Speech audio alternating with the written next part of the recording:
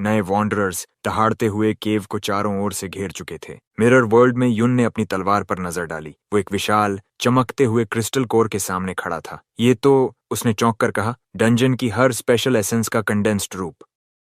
भाई लोग कैसे हैं आप लोग। आई होप आप लोग सब अच्छे हैं। जितने भी लोग इस वीडियो को देख रहे हो ना, प्लीज लाइक शेयर और सब्सक्राइब कर दो। वीडियो देखने वाले आधे से ज्यादा बंदे लाइक शेयर और सब्सक्राइब नहीं करते, तो उन लोगों की सब्सक्राइब की वजह से मुझे मोटिवेशन मिलता है। सिस्टम ने सूचना दी। आइटम क्रिस्टल कोर, प्लस और 20% light electric damage resistance, plus माना स्टेमिना रीजन। युन की आंखें चमक उठीं। ये टॉप टियर गियर से भी दुर्लभ है, लेकिन उसका मन सतर्क हो गया। इतना बहुमूल्य आइटम, इसका मतलब पास में कोई बहुत खतरनाक मॉन्स्टर जरूर है। उसने फैसला किया, इस कोर को यहीं अब्सॉर्ब करता हूं। पर सिस्टम ने चेतावनी दी, using this item will consume 10 minutes of mirror walk time. वो बोला, रिस्क वर्थ टेकिंग। और जैसे ही उसने कोर को एक्टिवेट किया, मिरर वर्ल्ड की नींव कांपने लगी। इधर रियल वर्ल्ड में आसमान फट पड़ा। एक मैसिव मॉन्स्टर केव के बाहर प्रकट हुआ। छात्रों में चीखें गूंज उठीं। Wandering type Lord. कुछ लोग सोच रहे थे कि ये शायद डंजन का हिडन बॉस हो सकता है, और फिर वह सामने आया, द वॉन्डरिंग लॉर्ड। एक ऐसा रेयर हिडन बॉस जो डंजन लॉर्ड से भी ज्यादा खतरनाक था,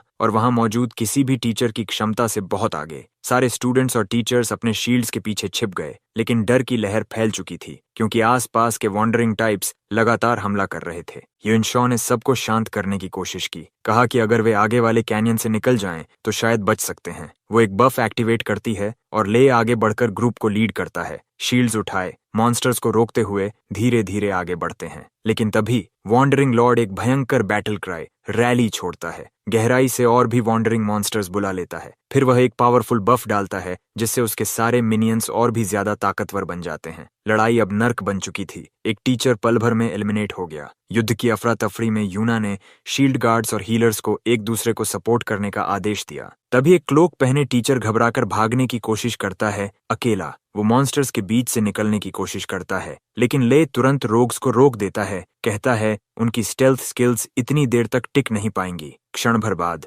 वॉन्डरिंग लॉर्ड का हमला आता है, और वो क्लोक टीचर वहीं मारा जाता है। हालात और बिगड़ जाते हैं जब कैनियन आगे से ध्वस्त हो जाता है। स्टूडेंट्स की आखिरी उम्मीद टूट जाती है। जैसे ही वॉन्डरिंग लॉर्ड दूसरा बड़ा हमला तैयार करता है, यून शाह और यूनियन अपनी अल्टीमेट शील्ड समन करते हैं। वो दोनों मिलकर उस वार को रोक तो लेते हैं, लेकिन वो शील्ड्स स्थिर थीं, हिलाई या दोबारा इक्विप नहीं की जा सकती। अब उनके पास बस कुछ कीमती पल बचे थे। किसी को समझ नहीं आ रहा था कि ऐसा वॉन्डरिंग लॉर्ड एक स्कूल डंजन में क्यों आया। एक स्टूडेंट खुद को दोष देने लगा कि शायद उसी ने यह सब ट्रिगर कर दिया। ले राहत महसूस करता है यह देखकर कि जिन्होंने वॉन्डरिंग टाइप्स को ऑब्जर्व करने का काम लिया था, वो शायद सुरक्षित हैं। लेकिन तभी उसकी नजर चोवोजी पर पड़ती है, और वो हैरान रह जाता है। जैसे जैसे शील्ड्स टूटने लगती हैं, एक मॉन्स्टर ले पर वार करने ही वाला होता है। तभी शाओजी आगे आता है, अपनी शील्ड समन करता है और ले को बचा लेता है। फिर अगले वार को भी रोक देता है। आखिरकार सभी शील्ड्स, यहाँ तक कि चौवोजी की आर्मर भी टूट जाती है, और मॉन्स्टर्स चारों तरफ से हमला बोल देते हैं। ठीक उसी क्षण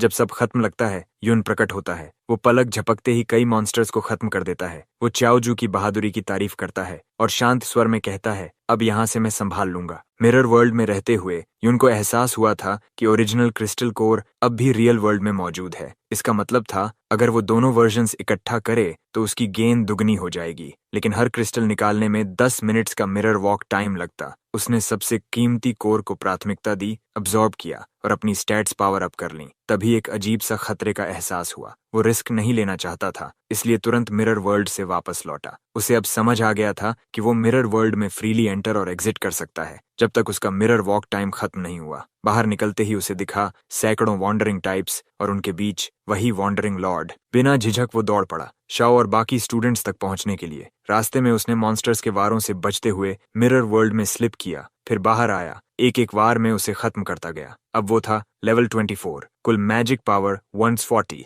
और रिकवरी रेट 2.6 पर सेकंड। उसकी अटैक पावर तेजी से बढ़ रही थी। फिर भी वॉन्डरिंग लॉर्ड अब भी एक भयावह खतरा था। स्टूडेंट्स के बीच पहुंचकर युन ने मिरर वर्ल्ड से बाहर कदम रखा और तुरंत मॉन्स्टर्स की भीड़ पर हमला कर दिया। उसने शाओ की प्रशंसा की और दोनों के बफ्स सिंक्रोनाइज कराए। युनशा और शाओ जी ने तुरंत उसे सपोर्ट बफ्स दिए। फिर वह रियलिटी और मिरर के बीच लगातार स्विच करते हुए हर मॉन्स्टर को चीरता गया। हर किल के साथ उसका EXP बढ़ता गया। लोग डिसबिलीफ में उसे देखते रहे, और युन समझ गया कि इस लड़ाई में वो अपनी ग्रोथ की असली सीमा देख रहा था। युन शा स्तब्ध थी। उसे यकीन नहीं हो रहा था कि ये वही इंसान है जिसे उसने कभी एक मामूली थीफ समझा था। यून अब रफ्तार से मिरर वर्ल्ड और रियलिटी के बीच बदल रहा था। हर वार में एक मॉन्स्टर गिरता और उसका लेवल बढ़ता गया 28 तक। लेई ने सबको आश्वस्त करने की कोशिश की कि यून बस एक स्टूडेंट है, लेकिन उसकी शक्ति अब किसी टीचर से कम नहीं लग रही थी। तभी वॉन्डरिंग लॉर्ड ने फिर एक विनाशकारी हमला किया। यून किसी तरह बच गया क्योंकि वो जानता था कि एक सीधा वार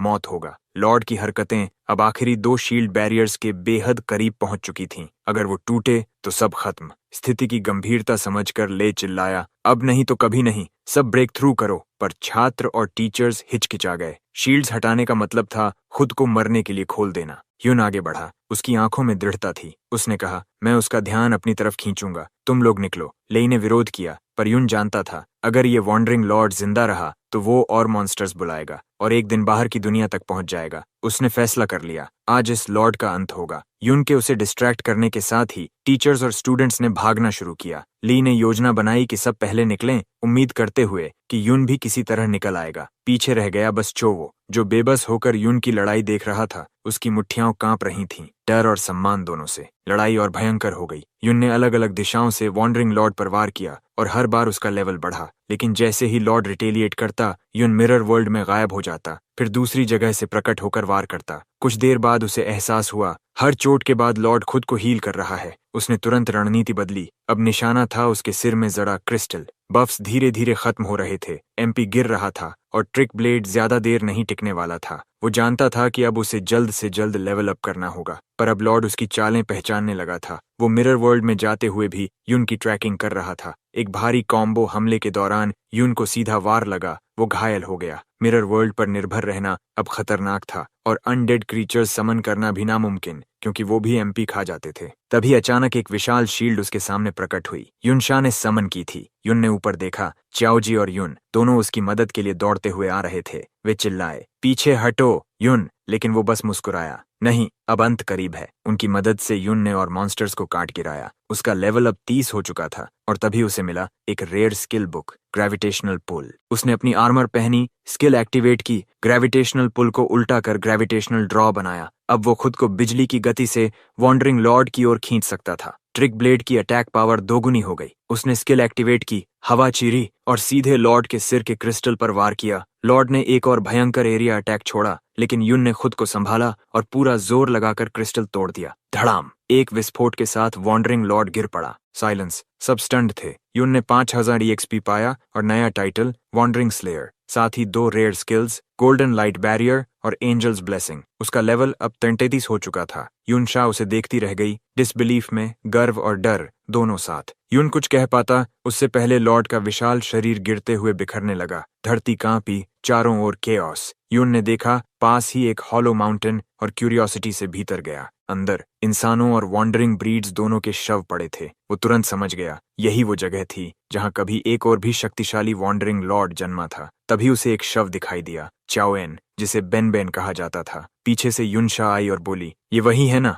मेमोरियल हॉल में जिसकी हीरोइक स्टैच्यू लगी है। उसकी आवाज भारी थी। वहां का हीरो यहाँ एक त्रासदी बन चुका है। ये जगह अनगिनत लड़ाइयों का अंत है, मॉन्स्टर्स के खिलाफ और इंसानों के भी। तभी केओस चुपचाप आया। उसकी आंखों में आंसू थे। उसने कहा, मेरे परदादा बुरे इंसान नहीं थे। वो बताता है कि उसने चोवन की जिंदगी पर सालों तक रिसर्च की। हालांकि जो ज्यादातर चीजें उसे मिलीं वो बहुत ही धुंधली हैं। फिर भी उसने पता लगाया कि उसके परदादा अक्सर अपनी लेवल से ऊपर के डंजन्स में जाते थे, जिसमें यही डंजन भी शामिल था, जिसे वॉन्डरिंग लॉर्ड्स के लिए जाना जाता था। चोवोजी समझाता है कि उस वक्त अधिकारी इतने ताकतवर नहीं थे कि ऐसे खतरे संभाल सकें, इसलिए वे नियमित रूप से डंजन साफ कराने के लिए शक्तिशाली लोगों पर निर्भर रहते थे। उसके परदादा उन्हीं चुनिंदा एलीट्स में से एक थे। हालांकि उसका परिवार सोचता है कि वह बस आराम की तलाश में है। सियाओई ने कभी सच की तलाश छोड़नी नहीं थी। ये सुनकर हमारे हीरो उसे भरोसे से एक थपकी देता है और कहता है कि वह उस पर विश्वास करता है। यूना को याद आता है कि बेन बेन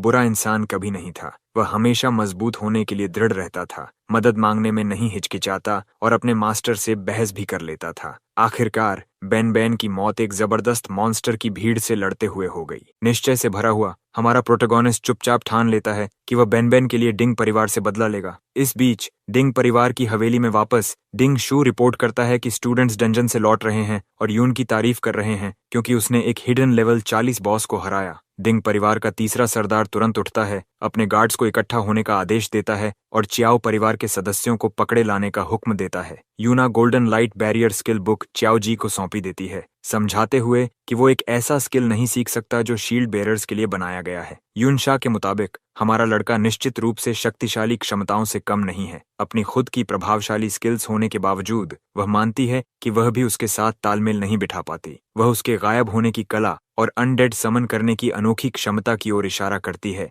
जिससे हमारे प्रोटैगनिस्ट को एहसास होता है कि उसके अनडेड समन्स बदलकर बनाए गए आत्माएं हैं। इससे विचार आता है कि शायद उसके अलावा और भी आत्माएं मिरर वर्ल्ड में मौजूद हों। जिज्ञासु होकर यूना मिरर वर्ल्ड में प्रवेश करती है और वह उसकी मौजूदगी से रिफ्रेश हो जाती है। वह बेन की आत्मा को देखती है और सोचती है कि क्या उससे इंटरैक्ट करना या उसे उपयोग में लाना संभव है। असली दुनिया में वापस यूनशा को याद आता है कि उसे एक महत्वपूर्ण समारोह में जाना है, तो वह और उसकी असिस्टेंट विदा ले लेते हैं। मिरर वर्ल्ड के भीतर हमारा हीरो बेन से बातचीत करने की कोशिश करता है, पर कोई जवाब नहीं मिलता। अचानक बेन की आत्मा गरजती है और यून के चारों ओर एक काला दीवार जैसा अवरोध बनाती है। दीवार पर बेन की जिंदगी के दृश्य चलते हैं, जिसमें दिखता है कि डिंग कुन ने अंततः उस पर वार किया था। दीवार टूट जाती है और बेन की आत्मा केवल लड़ने के इंस्टिंक्ट से प्रेरित होकर हमला कर देती है। बातचीत अब असंभव लगने पर हमारा प्रोटैगनिस्ट मिरर वर्ल्ड से बाहर निकलने की कोशिश करता है, पर पाता है कि वह इस इलाके से निकल नहीं सकता। कोई चारा न देखकर वह बेन की आत्मा से आमने सामने लड़ने की तैयारी करता है। इसी बीच असली दुनिया में डिंग परिवार का तीसरा सरदार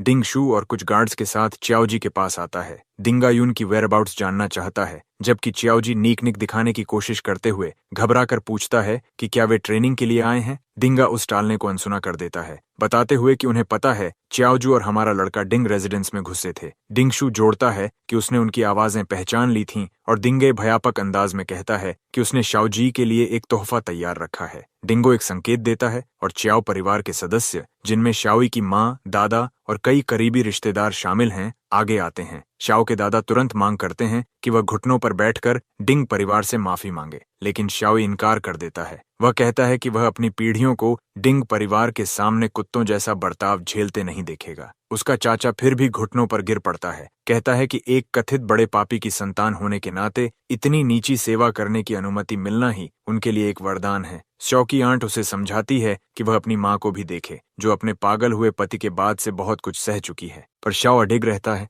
वह जोर देकर कहता है कि उन्हें अपने परदादा की लाश देखनी चाहिए, जिसने आपदा रोकने के लिए लड़ा और मॉन्स्टर्स के घेरने के बाद खुद को बलिदान किया। वह अपनी फैमिली से अनुरोध करता है कि वे सामने रखे सबूतों पर विश्वास करें, ऐसे सबूत जो डिंग परिवार की प्रचार रणनीति के खिलाफ हैं। चाओ का मानना है कि जैसे ही सच सामने आएगा, उन्हें अपमान में जीना बंद कर दिया जाएगा। वह यह भी कहता है कि डिंग परिवार की लॉजिक के हिसाब से उसके दादा का परिवार, उसके अंकल इन लॉ और उसके दूसरे चाचा का परिवार इस कथित अपराध की वजह से मर जाना चाहिए। डिंगा मुंह पर ठहाका लगाते हुए मानता है कि चाओजू जो कह रहा है वह सही है। डिंगकुन सच में सत्ता में आया था श्यावेन पर अचानक हमला करके, लेकिन वो व्यंग्य से मुस्कुराता है। उसे कोई फर्क नहीं पड़ता। श्यावेन को इंपीरियल ट्रेटर का टैग दिया गया था और अब किसी को परवाह नहीं कि श्याओई का पिता पागल हो गया या बाकी परिवार के लोग मारे गए। वो चो से कहता है कि पूरा चाओ फैमिली पहले से ही ये सच्चाई जानता है और सबको आदेश देता है कि वो सब घुटनों पर बैठ जाएं। अनिच्छा से श्याओई की माँ घुटनों पर बैठ जाती है,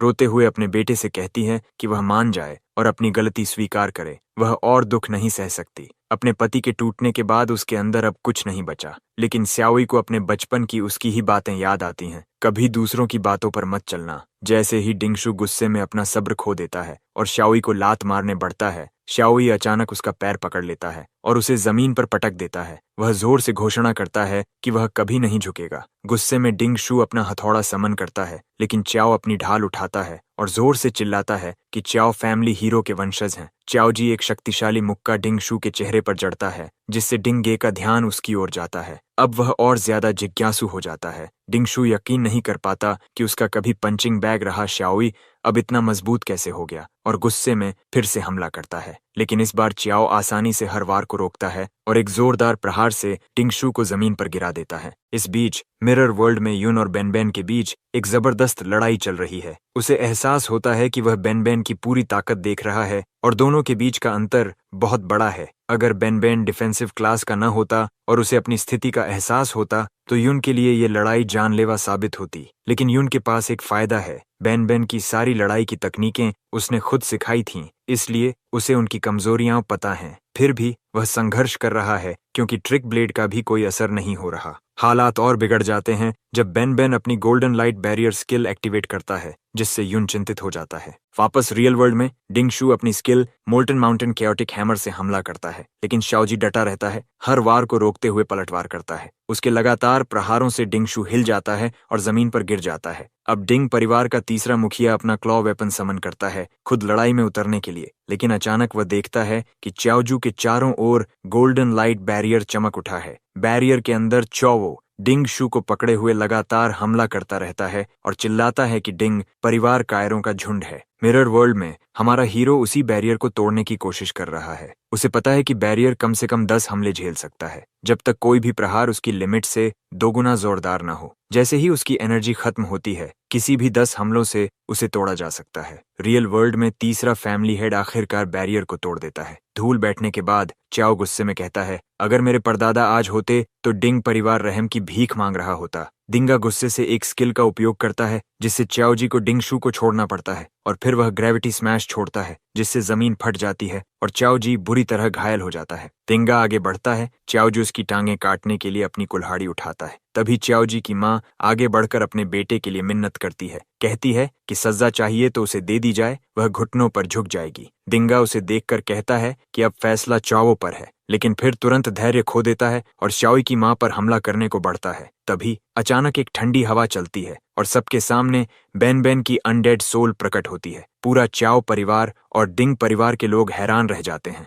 यूना, जो मिरर वर्ल्ड से देख रही होती है, धीरे से कहती है, बेनबेन नर्क से लौट आया है हिसाब बराबर करने। सबकी आंखों के सामने अनडेड बेनबेन खड़ा है, सीधा, मजबूत और अडिग। डिंग परिवार का तीसरा मुखिया तुरंत आदेश देता है कि उसे पकड़ा जाए। गार्ड्स दौड़ पड़ते हैं, लेकिन बेनबेन तुरंत एक्टिवेट करता है iron armour, shield armour, guardians aura और ग्रुप शील्ड। उनके सभी हमले बेअसर हो जाते हैं और पलटकर उन्हीं पर पड़ते हैं। च्याओ का दादा हैरान रह जाता है, जबकि च्याओजी उसकी ताकत देखकर सोचता है कि वो अकेले इतने विरोधियों के सामने भी टिक सकता है। दिंगाई यून की तरफ देखता है और कहता है, मुझे पता है ये बेनबेन तुम्हारा अनडेड समन है, मैंने तुम्हारी अनडेड आर्मी खुद देखी थी। वो ताना मारता है, लेवल 33, बस इतना कूड़ा है, और फिर सीमन एडहीजन स्किल से लगातार हमले करता है। लेकिन बेनबेन हर वार को रोक देता है। शांत मगर अडिग, एक ऐसा योद्धा जो मर चुका है पर हारना नहीं जानता। दिंगाई गुस्से से भर जाता है, उसका शरीर लाल आभा रेड ऑरा से चमक उठता है और वो दहाड़ते हुए समन गॉड क्रैश छोड़ता है। लेकिन बेनबेन तुरंत अपनी गोल्डन लाइट बैरियर से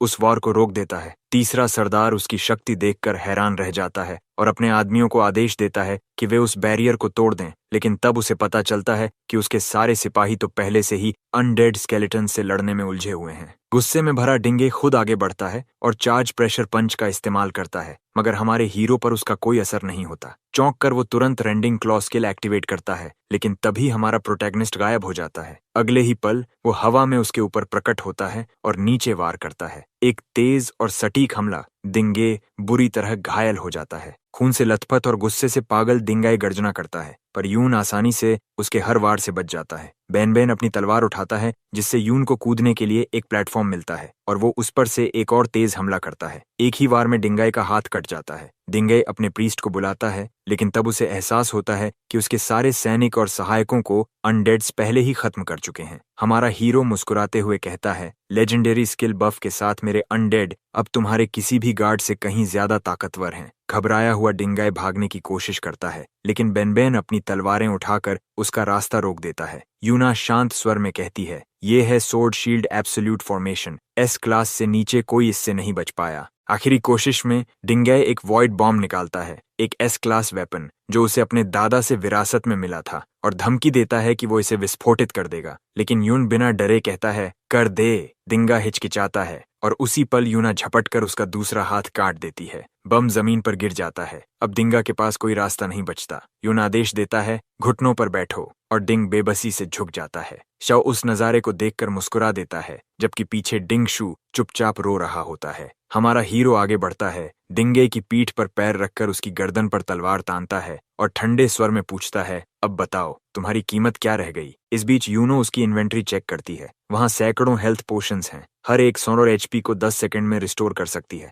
लेकिन यून जल्दी समझ जाता है कि इन सब का इस्तेमाल करके भी बेन को पूरी तरह ठीक नहीं किया जा सकता। वो चुपचाप फैसला करता है, बेन को मरना होगा ताकि वो फिर से रिजरेक्ट होकर और भी ताकतवर बन सके। वो बेन को खत्म करता है और उसकी आत्मा मिरर वर्ल्ड में प्रकट होती है। यून बिना देर किए उसे एक एडवांस्ड अनडेड के रूप में अपने साथ जोड़ लेता है। वो समझ जाता है कि जितने ताकतवर दुश्मनों को वो हराएगा, उतने ही शक्तिशाली अनडेड उसके कंट्रोल में आएंगे। वो ये भी तय करता है कि डिंग शू को अभी जिंदा रखेगा, शायद भविष्य में उसके काम आए। चाओ के दादा दूर से सब कुछ देखते हैं। उनके चेहरे पर अविश्वास और सम्मान का मिश्रण है। वो सोचते हैं, इतनी कम उम्र में इतनी शक्ति, यूं ही वो होगा जिसने चाओ को इतना मजबूत बनाया। वहीं चाओ जी के चाचा कहते हैं कि जिसने सालों पहले उनके दादा को मारा था, वो अब पहले से भी ज्यादा खतरनाक बन चुका है। हमारा हीरो मन ही मन मान लेता है, हाँ, डिंग कून का सामना करने के लिए मुझे और भी मजबूत बनना होगा। अचानक उसे एहसास होता है कि उसके अनडेड सोल्जर्स लेवल अप हो चुके हैं। वो मुस्कुराता है। उन्हें लड़ाई में भेजना सही फैसला था।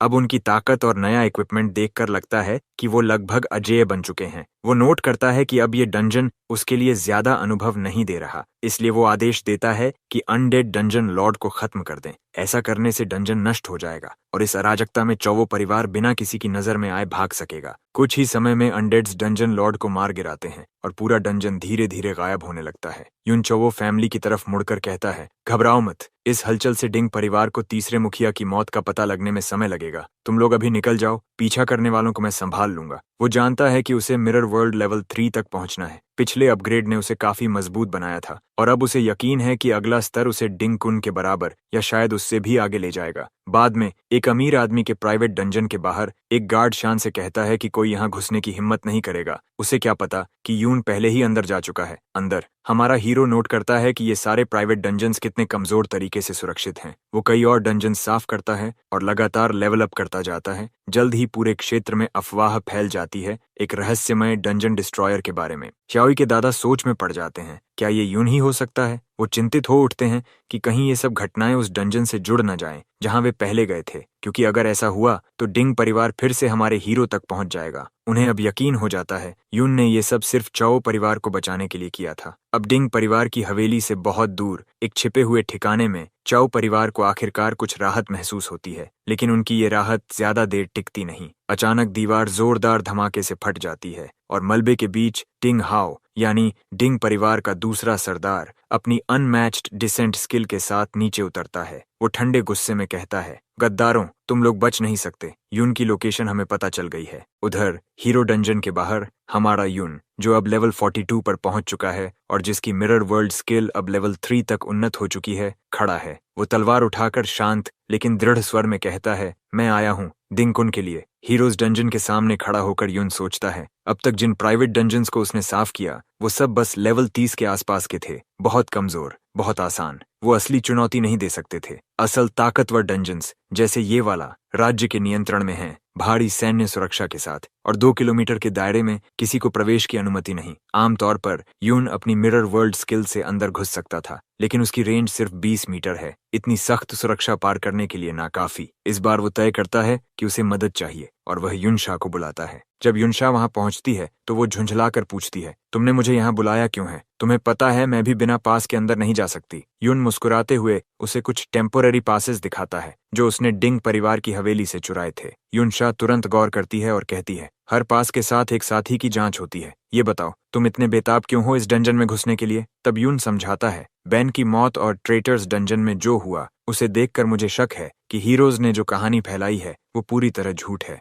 मैं चो परिवार की मदद करना चाहता हूँ सच्चाई सामने लाने के लिए। युनशा नाराज होकर कहती है, तुम्हारा चो परिवार से कोई लेना देना नहीं है। किसी हीरो परिवार से टकराना बेवकूफ़ी है। तुम झूठ बोल रहे हो क्योंकि तुमने ये पासेस तो बेन की सच्चाई जानने से पहले ही चुरा लिए थे। वो जोड़ती है, दिंगय खुद रिवेंज के लिए ट्रेटर्स डंजन में गया था और फिर वो पूरे डंजन के साथ गायब हो गया। मुझे लगता है तुम्हारे दिल में हीरोज के लिए गुस्सा है। वो थोड़ा रुककर पूछती है, सच बताओ, क्या तुम उस गद्दार यून से जुड़े हो? तुम्हारे नाम भी तो मिलते हैं। यून हल्का हंसता है और कहता है, तुम्हारा नाम भी यूनशाह है, फिर तुम भी तो हो सकती हो। वो झल्लाकर जवाब देती है, मैंने अपना सरनेम बदल लिया था मुश्किलों से बचने के लिए। यून हंसते हुए चढ़ाता है, शायद तुम मेरे असली सरनेम के बारे में ज्यादा सोच रही हो। यूनशाह भौहें चढ़ाकर कहती है, अगर तुम मजाक करते रहे तो मैं तुम्हें सेना के हवाले कर दूंगी। लेकिन यून मुस्कुराता है, उसे पता है वो ऐसा नहीं करेगी। उसके दिल में यकीन है यूनशाह सच में नेक इंसान है, जिसने हमेशा दूसरों की जान बचाने के लिए अपनी जान दांव पर लगाई है। उसका भरोसा जीतने के लिए यून उसे वो डायरी देता है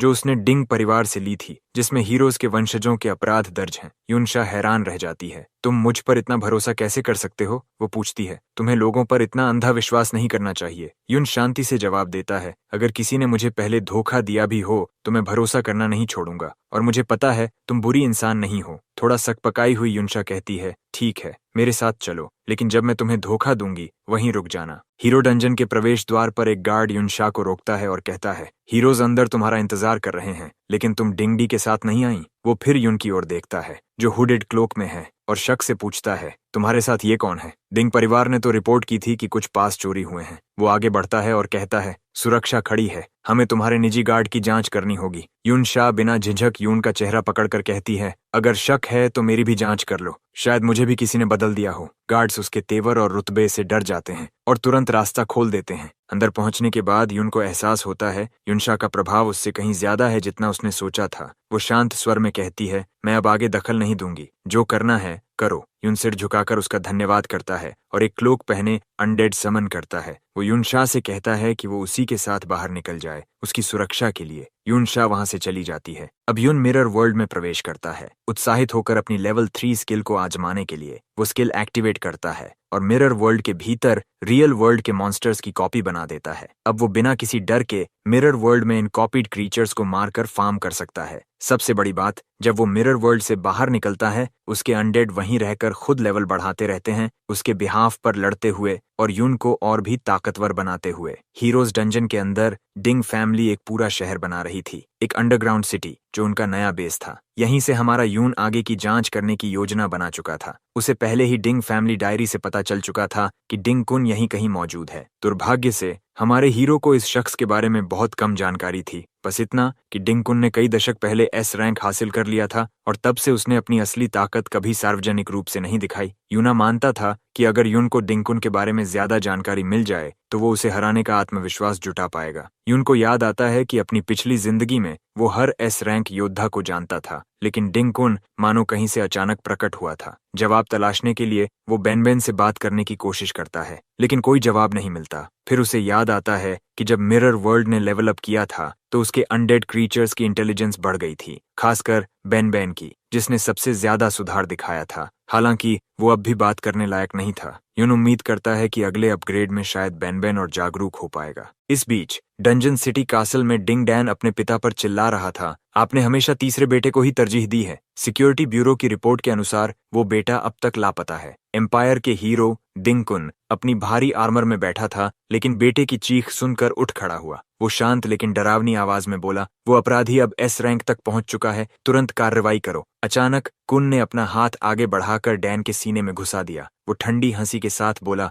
अपने ही बेटे पर नजर नहीं रख सके और खुद को एस रैंक कहते हो? वो डैन का मजाक उड़ाता है कि वो एक वार भी नहीं झेल सका। फिर कहता है, मैंने तुम्हें सिर्फ इसलिए जिंदा रखा था ताकि तुम अपने पोते का ध्यान रख सको, अब अपने किए का हिसाब खुद दो। कुन ये भी चेतावनी देता है कि खून के रिश्ते खोने से तुम्हारी उम्र के साल घट जाते हैं। किले के बाहर डिंग यान, जो हीरो का वंशज है, एक विशाल आदमी की पीठ पर बंधा बैठा है। वो मजे से देख रहा है कि इंसान और भेड़िए खाने के लिए एक दूसरे से लड़ रहे हैं। तभी उसका साथी नान्स आता है और कहता है, यान, तुम्हारे मास्टर का पेट कई दिनों से मांस नहीं खाया। उसी समय हमारा हीरो यून दूर से यह सब देख रहा होता है। वो नोट करता है कि यहाँ के डिंग परिवार के सदस्य बाहर वालों की तुलना में कहीं ज्यादा संयमित लगते हैं। वो सोचता है कि क्या अब खुद को प्रकट करना चाहिए या नहीं। तभी बेन के शरीर में हलचल होती है। वो कुछ बोलने की कोशिश करता है। यून को एहसास होता है कि इस हालत में भी बेन दूसरों की मदद करना चाहता है। उसे याद आता है कि डिजास्टर जोन के लोगों में बेन और लानचियान सबसे दयालु और बहादुर थे, इसीलिए युन ने उन्हें अपने शिष्य के रूप में चुना था। अब उसे गहरा अफसोस होता है। उसे लगता है कि बेन बेन की ये हालत उसकी ही गलती है। कुछ मिनट बाद बेन बेन बड़बड़ाने लगता है, कुछ नाम बोलने की कोशिश करता हुआ। यून चौंक जाता है, शायद बेन बेन की चेतना लौट रही है। और फिर बेन बेन बुदबुदाता है, लियोन चान ही डिंगकुन है। यून की आंखें डिसबिलीफ में फैल जाती हैं। किले में डिंगकुन अपने बेटे का खून आर्मर से पोंछता है, धीरे से हमारे हीरो का नाम बोलता है। वो बुदबुदाता है, इतने सालों बाद फिर वही नाम। अब उसके चेहरे पर उत्सुकता और खतरनाक खुशी दोनों झलकती हैं। वो यह जानने को बेचैन है कि आखिर कौन उसके मास्टर का नाम लेकर घूम रहा है। दूसरी ओर यन अपने पेट ओगर्स की बहुत परवाह करता है, लेकिन जैसे जैसे वो दूसरे जानवरों की ओर ध्यान देने लगता है, ओजर्स भूखे मरने लगते हैं। एक पागलपन के दौरे में यन उन बेबस इंसानों की ओर इशारा करते हुए चिल्लाता है, सबको खा जाओ। जैसे ही एक बच्चा उनकी पकड़ में आने वाला होता है, यून वहां पहुंचता है और तुरंत खतरा खत्म कर देता है। पर उसके दिल में हलचल है। उसे अब भी यकीन नहीं होता कि डिंगकुन दरअसल लियन है, यानी उसका अपना स्टूडेंट। यान अब अपने असैसिन गार्ड के पीछे छिप जाता है, जबकि यून का गुस्सा अंदर तक जल रहा होता है। उसे याद आता है वो वक्त जब उसने दोनों डिसाइपल्स को समझाया था, नाइट्स का युग खत्म हो चुका है, लेकिन हमारे आदर्श जीवित रहने चाहिए। उसने उन्हें कई सिद्धांत सिखाए थे। पहला, ह्यूमिलिटी यानी विनम्रता। हमेशा याद रखो कि तुम बाकी लोगों से बेहतर नहीं हो। वो उन्हें स्कोल्ड करता था अगर वे अहंकारी बनते, और उनकी ग्रोथ के लिए स्किल बुक्स तक दी थीं। वर्तमान में लौटते हुए यूनियन और नान्स को बुरी तरह